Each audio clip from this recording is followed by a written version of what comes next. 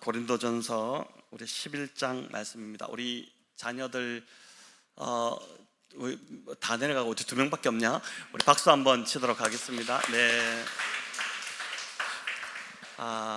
네. 우리 고린도전서 11장 17절에서 34절 말씀 저와 여러분 함께 읽도록 하겠습니다. 자, 17절 말씀입니다. 내가 명하는 이 일에 너희를 칭찬하지 아니하나니 이는 너희의 모임이 유익이 되지 못되고 도리어 해로움이라.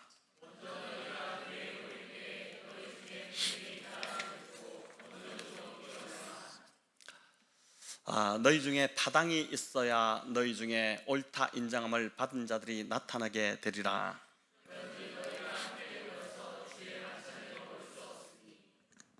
이는 먹을 때에 각각 자기의 만찬을 먼저 갖다 먹으므로 어떤 사람은 시장하고 어떤 사람은 취함이라.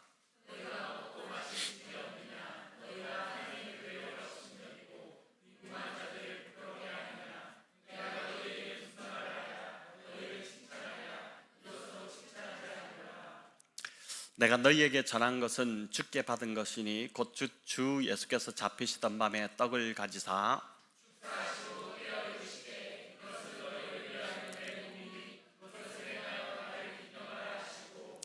식후에 또한 그와 같이 잔을 가지시고 이르시되 이 잔은 내 피로 세운 새 언약이니 이것을 행하여 마실 때마다 나를 기념하라 하셨으니,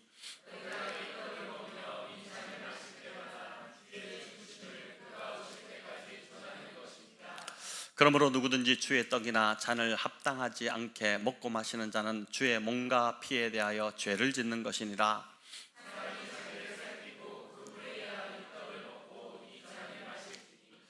주의 몸을 분별하지 못하고 먹고 마시는 자는 자기의 죄를 먹고 마시는 것이니라.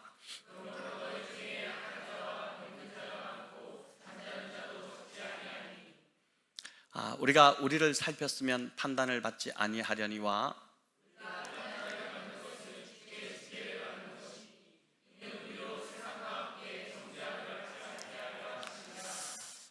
그런즉 내 형제들아 먹으러 모일 때에 서로 기다리라.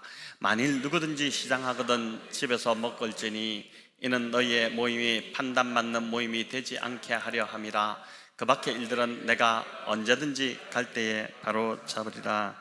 아멘. 네, 서로 기다리라 이 제목으로 오늘 이 11장 말씀을 살펴보고자 합니다. 여러분, 우리가 그냥 이제 편하게 읽었지만 사실 이 지금 본문의 어조는, 바울의 어조는 굉장히 흥분하고 격앙되어 있는 그런 이제 말투입니다. 우리가 계속해서 고린도 교회의 문제들을 살펴보고 있는데 오늘은 이제 공유 예배에서 성수가지 않은 성찬을 시행함으로 그 빚어진 갈등입니다. 그러니까 무슨 문제든 사실 표면에 드러난 것은 굿일 뿐이고 그 이면에 진짜 숨겨진 문제가 있습니다. 이제 그걸 모르고 겉으로 드러나는 것만 가지고 접근하다 보면 오히려 상대의 마음을 더 상하게 하고 문제가 해결되지 않을 때가 많죠. 앞에서부터 이 고린도 교회의 문제점들을 우리가 계속 살펴보고 있는데 그 이방 제사의 음식을 먹은 문제, 또 여자가 머리에 너울을 쓰는 그 쓰지 않은 문제들, 또 오늘 이어지는 주의 그 성만찬의 무질서한 문제까지 고린도 교회의 문제들이 계속 반복되고 있지만은 사실은 사안만 바뀔 뿐이지 모두가 다 보면은 일관됩니다. 상대를 배려하고 존중하기보다 자기 입장을 먼저 주장하고 자기 유익을 먼저 구하는 그 자기중심적인 미성숙함, 이게 이제 고린도 교회의 핵심 문제라고 할 수 있습니다. 이 문제 때문에 교회가 이런 모양으로 터지고 저런 모양으로 터지고 자꾸 이렇게 되는 것입니다. 11장 2절에서 바울은 고린도 교회 성도들이 바울이 전해준 이 가르침에 순종한 것을 이제 크게 칭찬을 합니다. 종이나 여자나 차별하지 않고 한 몸으로 여겨서 예배 공동체에 받아들인 것, 나아가 공예배에서 여성들에게 그 기도 인도와 말씀을 전하는 역할까지 동등하게 그 기회와 자리를 준 것에 대해서 칭찬을 했습니다. 남녀 차별이 아주 심각하던 시대, 여자는 숫자를 셀 때 치지도 않았는데 그런 시대에 바울이 전해준 이 유대인이나 헬라인이나 또 자유자나 종이나 남자나 여자나 그리스도 안에서 다 하나이고 차별 없이 동등하다는 그 복음을 교회가 듣고 고린도 교회가 그대로 순종한 것에 대해서 바울이 이 고린도 교회를 칭찬을 했습니다. 그런데 오늘 본문 17절은 바울의 어조가 굉장히 격앙이 되어 있습니다. 주의 만찬에 대해서 고린도 교회가 보여준 이 태도는 도저히 칭찬할 수 없다, 그렇게 합니다. 22절에도 보면 또 한 번 이 일에 대해서는 너희를 칭찬하지 않는다, 계속 반복해서 칭찬하지 않는다, 책망한다는 것이죠. 바울은 성찬에 대해 이 고린도 교회가 대단히 오해하고 있었고 잘못 시행하고 있었다는 것을 지적하고 책망을 합니다. 그로 인해 은혜의 방편으로 교회 주신 이 성찬, 여러분 이 얼마나 은혜로운 성찬입니까? 근데 이 성찬이 오히려 유익이 되지 않고 해로움이 되었다라고 통탄해하고 있습니다. 자, 바울은 왜 이런 안타까운 문제가 생겼는지 18절에서 밝히는데, 교인들 안에 일어난 이 파당을 짓는 문제 때문이었다라고 합니다. 우리 18절을 다시 한번 읽어볼까요? 먼저 너희가 교회에 모일 때에 너희 중에 분쟁이 있다 함을 듣고 어느 정도 믿거니와. 자, 여러분 여기 어느 정도 믿는다, 이 말은 내가 교회 안에 분쟁이 있다는 소리를 듣고 어느 정도 믿기는 했지만 진짜 이 정도일 줄은 몰랐다, 이런 뜻입니다. 너무 놀랬다는 거예요. 어떻게 교회 안에서 이런 일이 일어날 수 있느냐 하는 것입니다. 성만찬을 하면서 자기 사람은 음식을 챙겨주고 자기 사람이 아닌 다른 파는 무시하는 일들이 이 고린도 교회 안에 일어났다는 거예요. 그런데 19절에서 바울은 이런 당을 짓는 문제가 오히려 옳게 사는 자들과 그렇지 않은 자들을 환히 드러내는 계기가 될 것이다, 이렇게 말씀을 합니다. 우리 19절 한번 같이 읽어볼까요?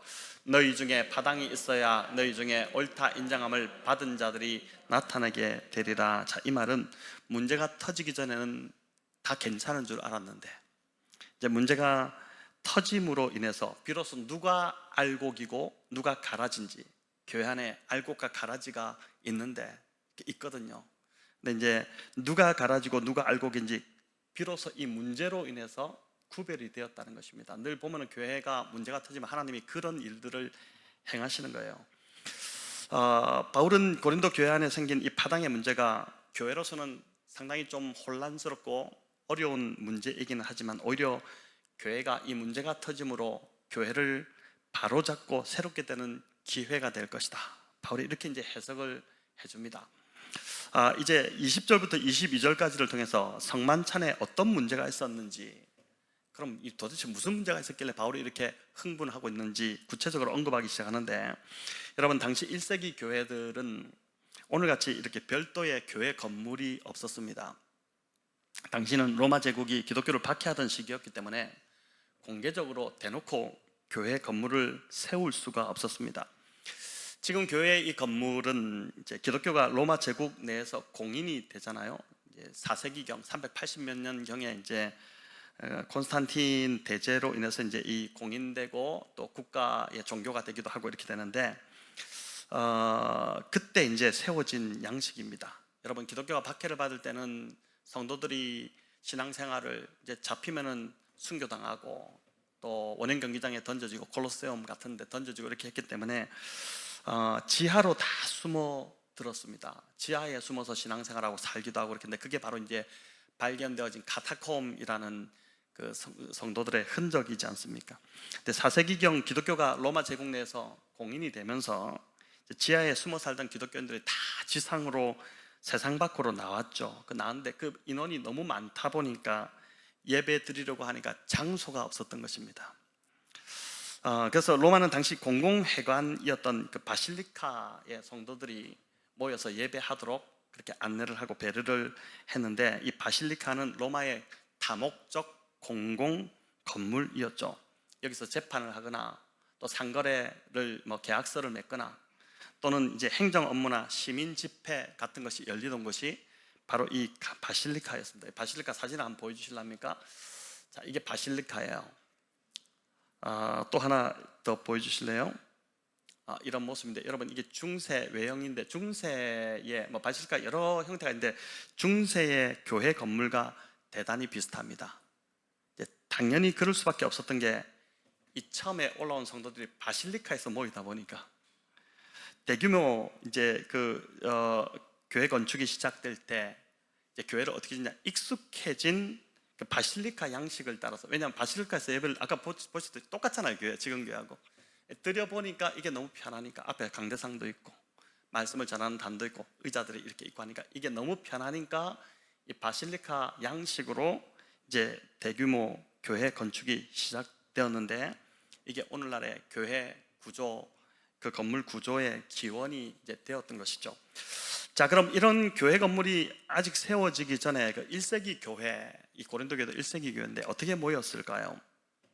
성도들 중에 큰 집을 가진 자도 있고 뭐 작은 집을 가진 자도 있지만, 큰 집을 가진 자들이 이제 자기 집을 예배 공간으로 제공을 한 것입니다. 저희 교회도 처음 이렇게 모임을 할 때 몇 달간 저희 집에서 모이기도 했는데, 지금 이제 살고 있는 사택입니다. 여러분, 이것도 없을 때입니다. 없을 때 이제 모여서 거기서 모임, 준비 모임도 하고 기도회도 하고 막 이렇게 하면서, 저희 아내가 이제 밥을 해준다고 상당히 좀 고생을 하기도 하고 이렇게 했었는데, 그때는 찬양팀 연습할 공간도 없었습니다. 그러다가 이제 상기대가 예배실 강당을 빌려서 저희가 이제 예배를 상기대에서 드리기 시작하면서 거의 한 1년 남짓 상기대에서 드렸는데, 그때 이제 우리 등록하시면서 오셨던 성도님들이, 우리 장로님도 그렇고 그때 다 오셨죠.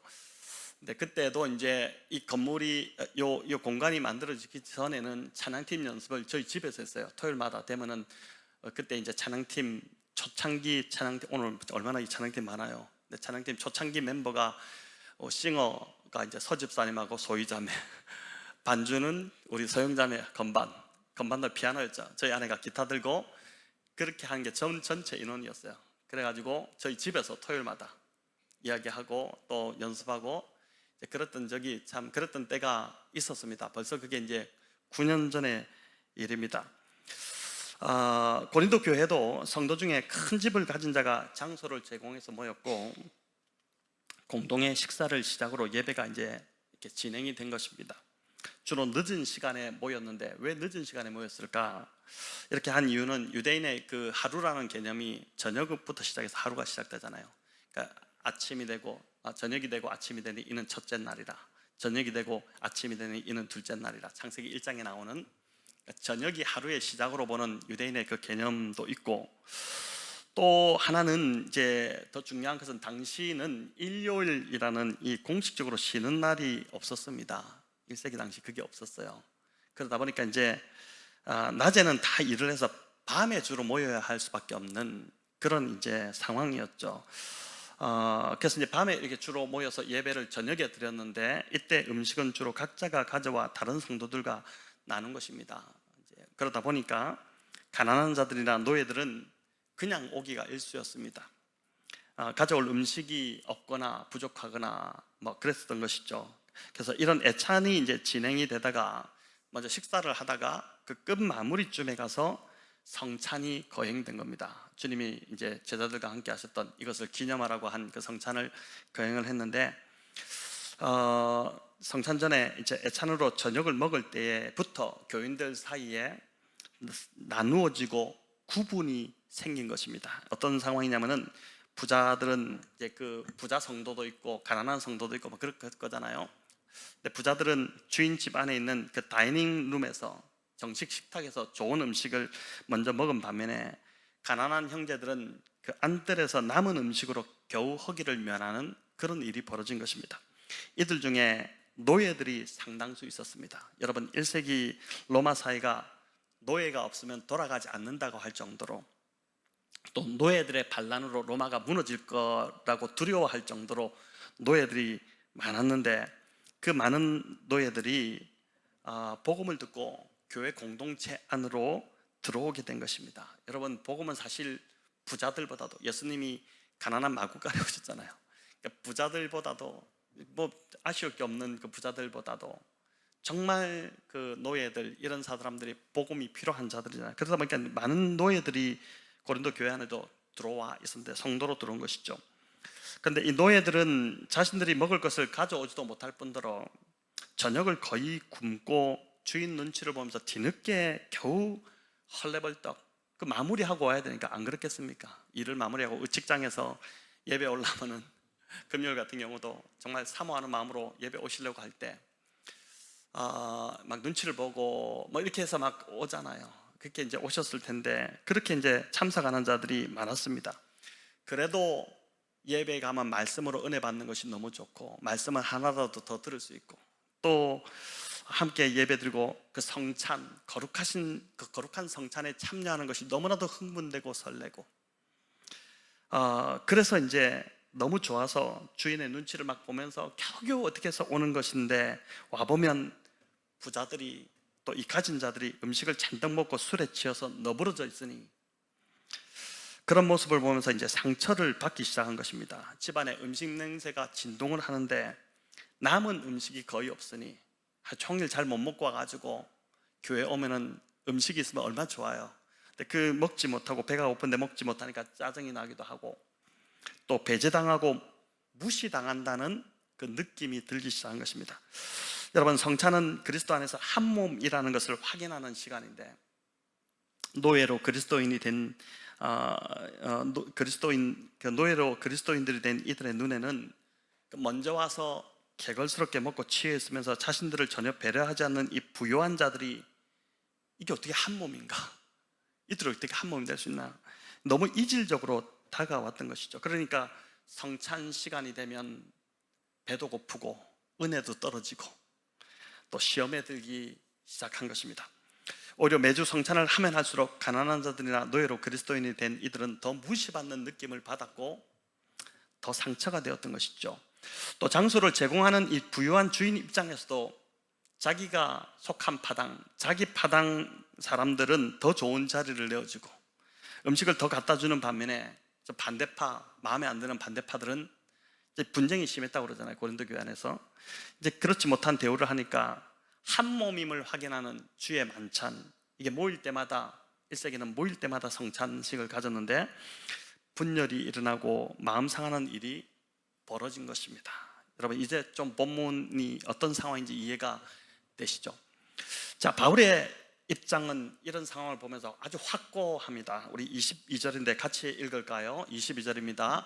너희가 먹고 마실 집이 없느냐? 너희가 하나님의 교회를 업신여기고 빈궁한 자들을 부끄럽게 하느냐?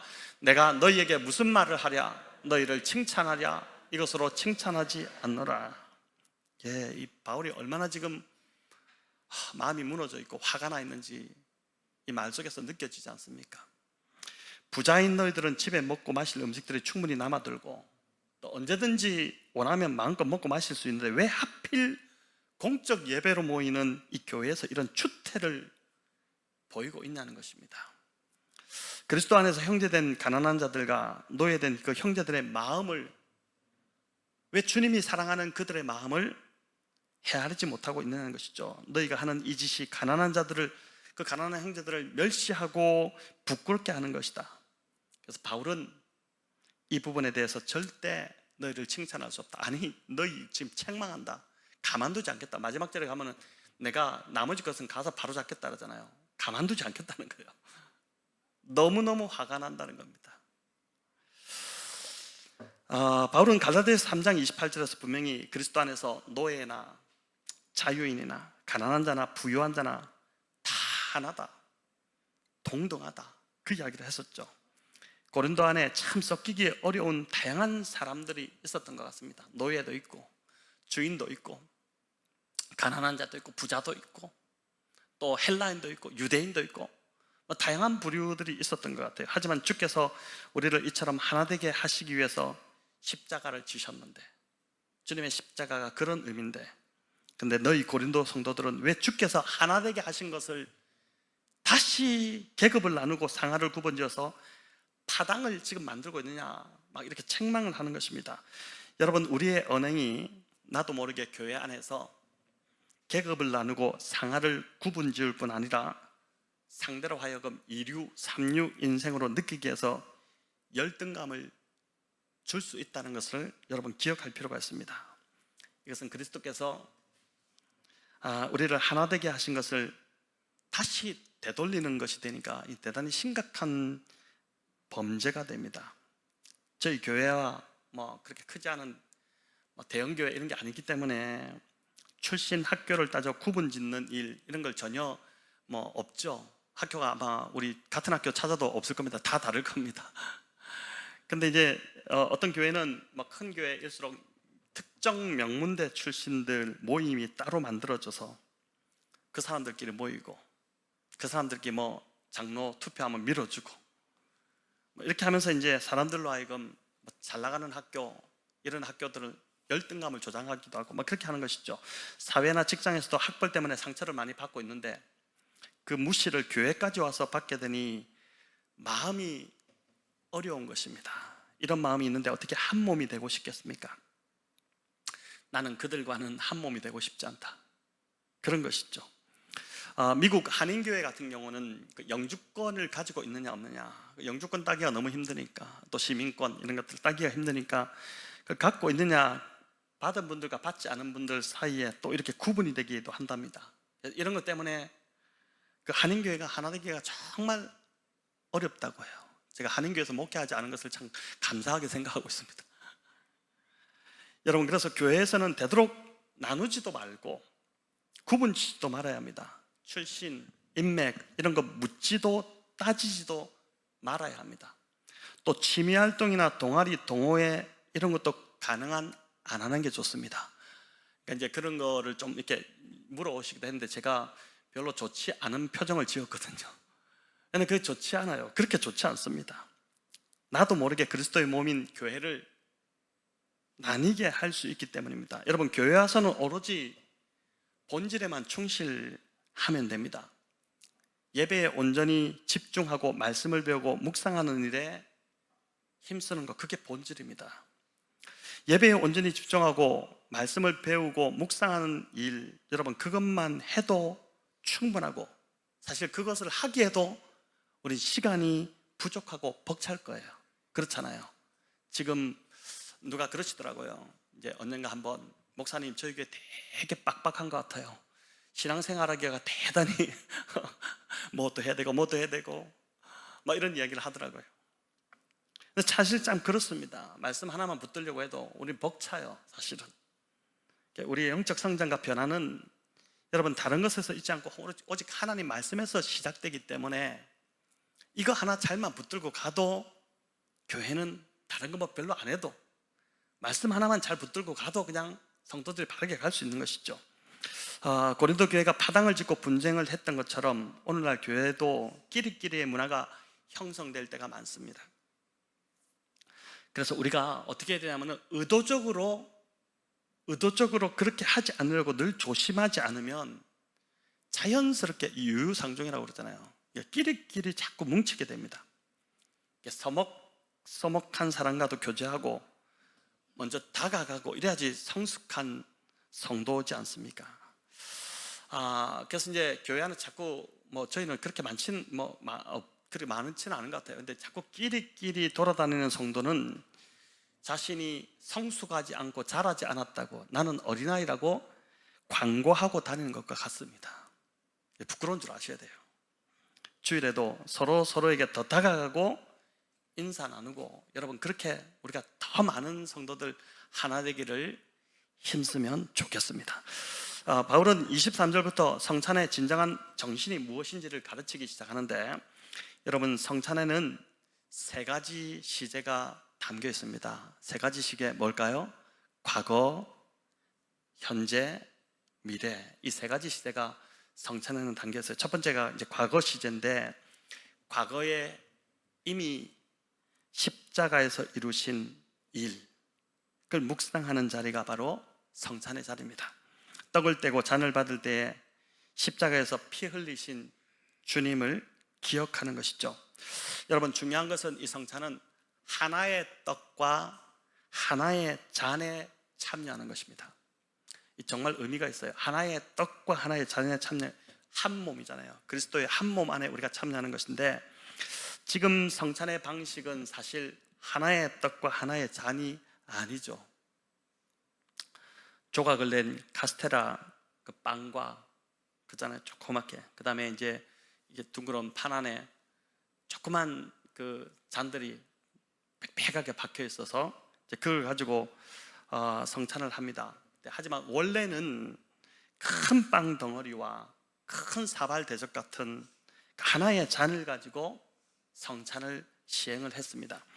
일전에 제가 이제 스위스 제네바에 있는 그 앙리 듀낭이 적십자 운동 선언을 했던 연설을 했던 그 교회에 우연히 갔다가 거기서 이제 그날 성찬식이 그 교회에서 있었는데 그 성찬에 참여했다가 오리지널 성찬식을 그때 맛보게 됐는데 성찬은 저렇게 하는 거구나 이렇게 보게 됐는데 거기도 우리처럼 이제 앞으로 이렇게 나와서 빵을 받고 잔을 받았는데 빵은 당연히 이제 두 분이 선 겁니다. 그러니까 두 분이 딱 서 있고 옆에 보좌하는 사람들이 있는데 빵을 떼주는 분이 아마 목사님이었던 것 같아요. 그분이 딱 해서 이제 한 덩어리 빵에서 이렇게 떼주는 거예요.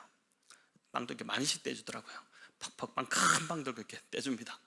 그렇게 하고 나서 그 다음 사람이 잔을 들고 있는데 이 잔이 전 처음에 그게 뭐지 싶었는데 이게 잔이었어요. 대야 같은 큰 잔을 이렇게 깊은 사발 이렇게 탁 들고 있는데 앞에 딱 오면은 무릎을 꿇으면 거기다 입을 이렇게 잔을 입을 갖다 대줘요. 딱 입을 맞추고 먹는 겁니다. 이렇게. 근데 이제 막 꿀꺽꿀꺽 넘어가기도 하고 우리 조금 마시고 막 이렇게 하는데 줍니다. 주고 나면 딱 하면 이제 계속 마시면 빼죠. 이렇게 빼가지고 이렇게 해가지고 헝겊으로 닦아요. 이렇게 돌리고 또 줘요. 이게 한 바퀴 다 돌아갈 거잖아요. 찝찝하겠죠. 이게 참 쉽지는 않아요. 근데 이게 위생상의 문제가 있고 또 시간상의 교회가 대형화되면서 시간상의 문제가 있기 때문에 지금은 작은 카스테라, 작은 조각, 진짜 성찬의 맛이 나지 않는데 또 미국 같은 경우는 흑백의 갈등이 있기 때문에 백인들이 흑인들하고는 절대 우리가 성찬을 같이 하지 않겠다 해가지고 그게 잔이 구분된 게 거기서부터 시작됐다는 얘기를 들었는데 원래는 하나의 떡과 하나의 잔에 참여하는 것입니다. 이는 우리 모두가 예수 그리스도의 한 몸의 지체가 되었다는 것을 상징하는 것이죠. 여러분, 그래서 성찬을 할 때마다 우리가 하나가 되었다는 것을 배우는 것입니다. 그리스도의 한 피 받아 한 몸 이룬 형제 자매들임을 확인하는 자리, 그 자리가 바로 성찬의 자리입니다. 그런데 그 자리에서 팔을 나누고 당을 짓고 분쟁을 일으켰으니까 통탄할 노릇이 된 겁니다. 한 몸이 되는, 하나 되는 것을 기념하고 확인하는 자리가 성찬인데 거기서 뿔뿔이 다 흩어져 가지고 팔을 나누고 있으니 그 교회를 세운 바울은 얼마나 마음이 어렵겠습니까? 두 번째는 이제 현재 시제인데, 여러분, 성찬에 참여할 때마다 우리는 현재 나의 심령 상태를 살펴야 합니다. 우리 27절, 28절 같이 한번 읽겠습니다. 그러므로 누구든지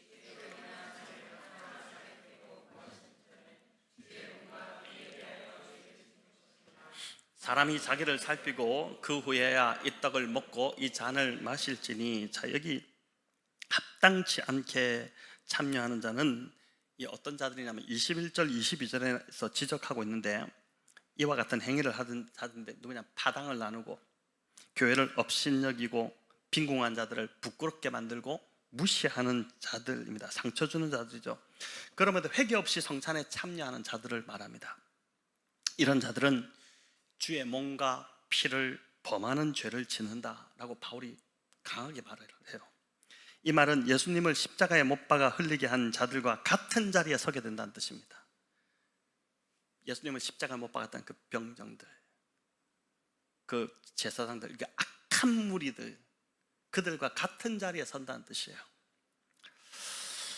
주님이 하나 되게 하시기 위해서 죽으셨는데 그 죽음을 헛되게 하는 것이니 이 죄가 보통 큰 죄가 아니라는 것을 바울이 지금 이야기하는 것입니다. 여러분, 세 번째는 미래 시제인데 우리 26절 같이 읽겠습니다. 너희가 이 떡을 먹으며 이 잔을 마실 때마다 주의 죽으심을 그가 오실 때까지 전하는 것이니라. 여기 우리가 성찬을 언제까지 하게 될지가 나오죠. 언제까지 하게 될까요? 주의 오실 때까지, 주님이 오실 때까지. 주님이 재림하시면 성찬은 더 이상 안 해도 됩니다.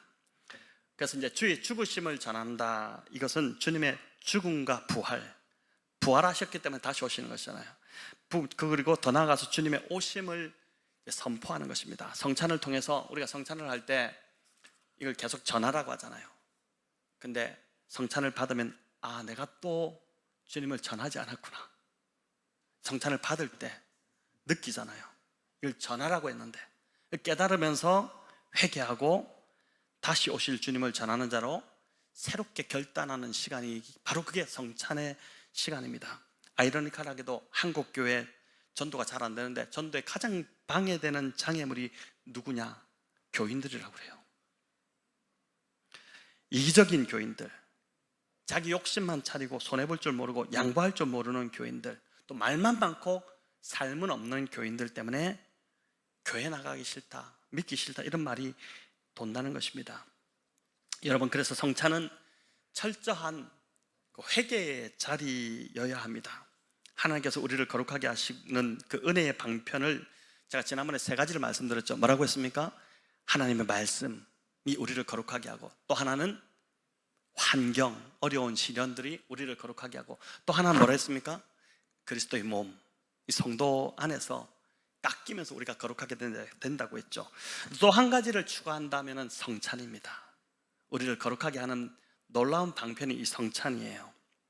성찬이 참 중요합니다, 여러분. 성찬은 회개하지 않고는 참여할 수 없는 자리죠.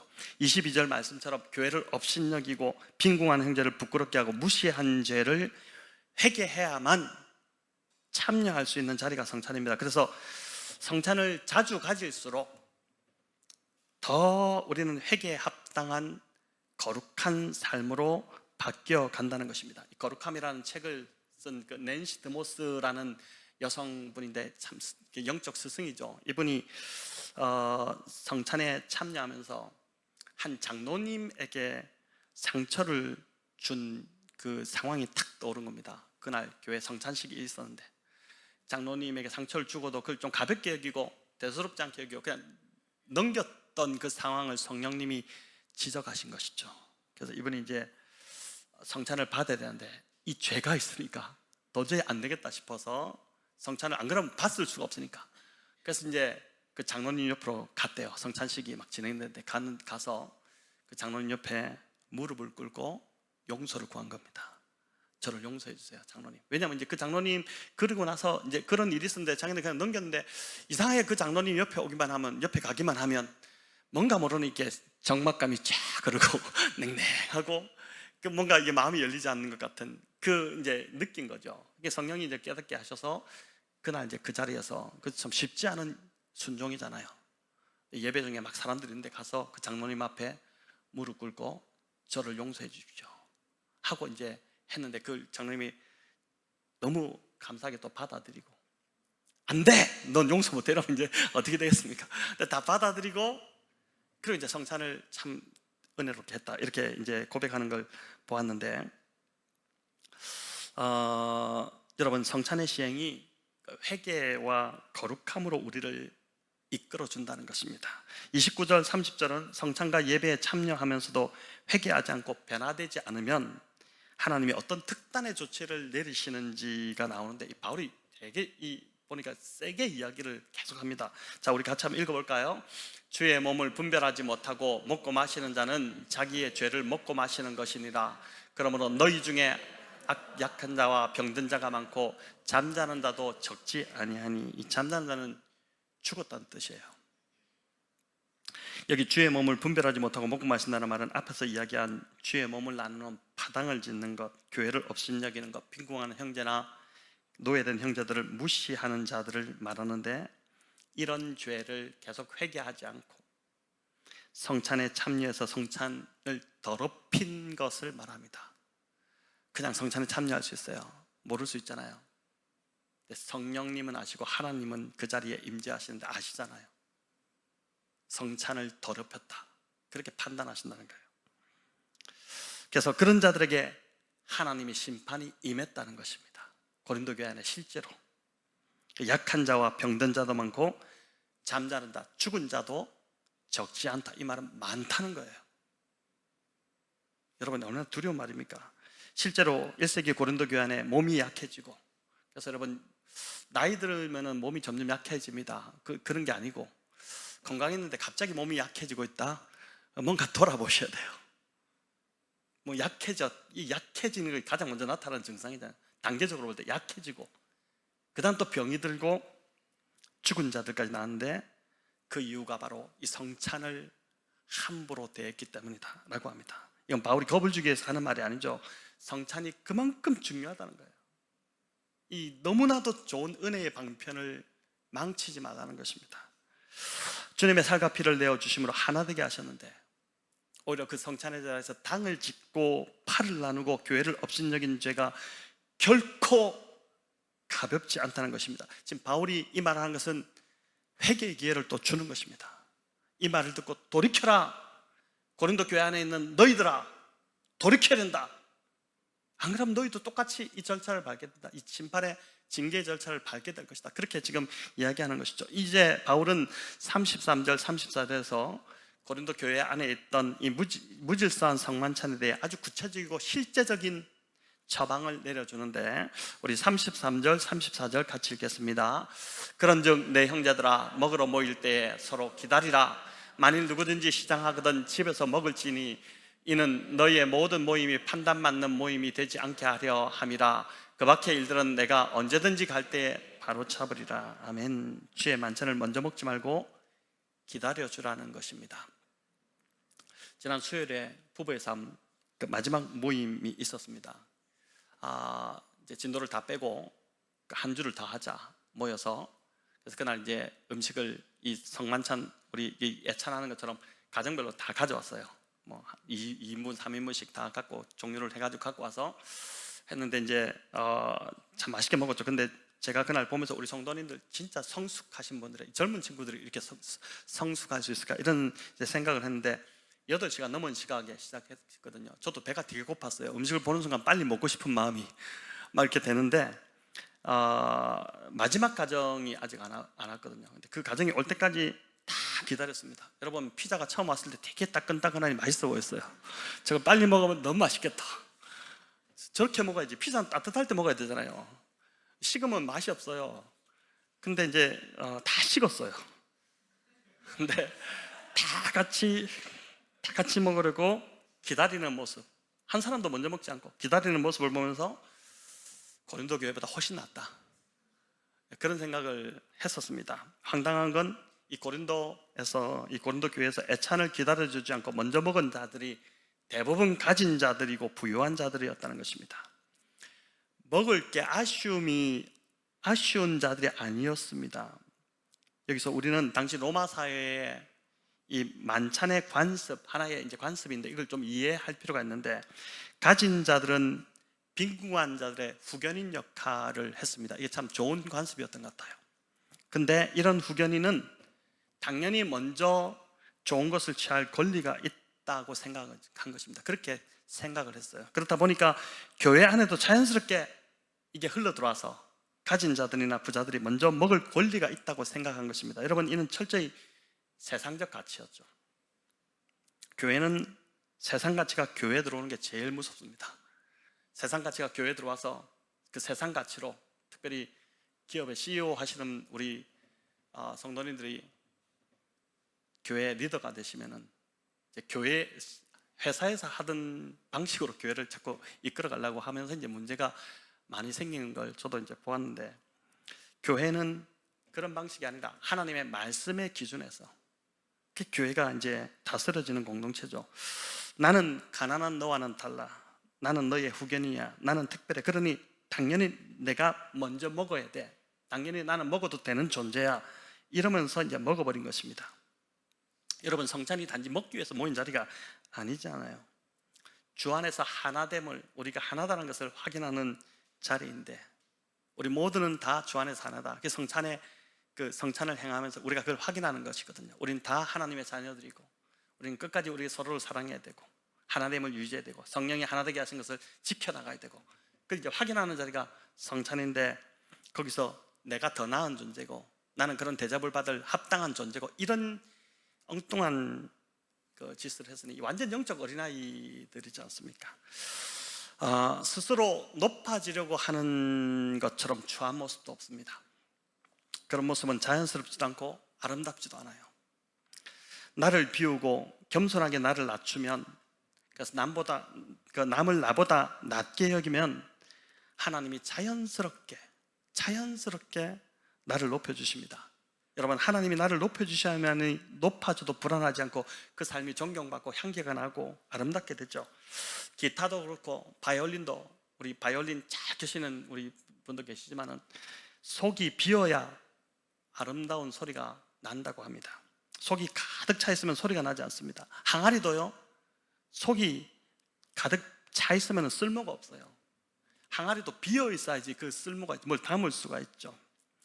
마찬가지로 우리 안에 가득 찬 못난 자아가 비워질 때 비로소 우리 또 하나님께 쓰임받을 수 있다는 것입니다. 자, 이제 말씀을 맺겠습니다. 예수님은 자신을 온전히 비우셔서 이 땅에 오셨고, 이게 빌립보서에 말하는 주님의 모습이죠. 그렇게 하심으로 인류 구원의 사역을 온전히 이루셨습니다. 모든 것에 모든 것 되셨던 분, 그분이 아무것도 아닌 자로 nothing이 되셔서 이 땅에 오셨습니다. 우린 자꾸 존재감을 드러내려고 하는데, 자꾸 내가 드러나려고 하는데, 주님은 nothing, 아무것도 아닌 자가 되셔서 오셨죠. 여러분, 거기에 자유함이 있지 않습니까?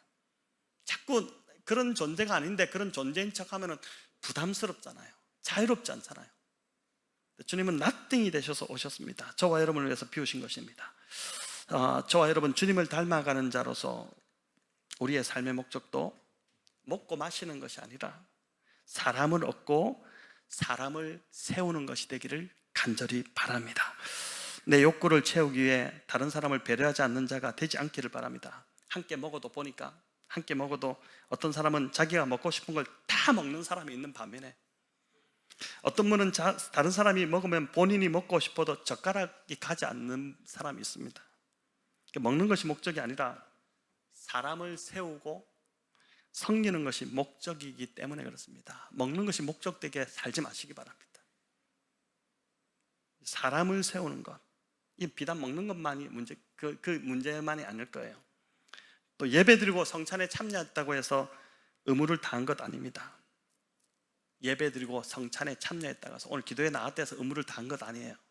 여러분, 예배를 드리고 성찬에 참여했다면 반드시 변화가 일어나야 됩니다.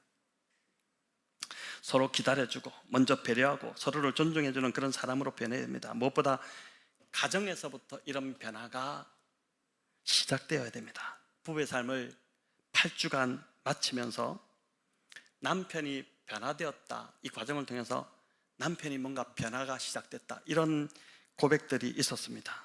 저는 그게 진짜 변화라고 생각합니다. 그 아내의 입에서 나온 말이기 때문에. 여러분, 교회에서는 변화된 척 할 수 있습니다. 하지만 가정에서는 숨길 수가 없죠. 가족이 그렇게 말한다면, 또 배우자가 그렇게 말한다면 그건 진짜 변화입니다. 저와 여러분, 이 고린도전서 말씀이 저와 여러분 안에 심김으로 정말 열매 맺히기를 간절히 바랍니다. 그래서 더 이상 영적 어린아이에 머물지 마시고 가정에서부터 더 나은 성숙한 그리스도인으로 진짜 변화되어 가시기를 우리 주님의 이름으로 축원합니다.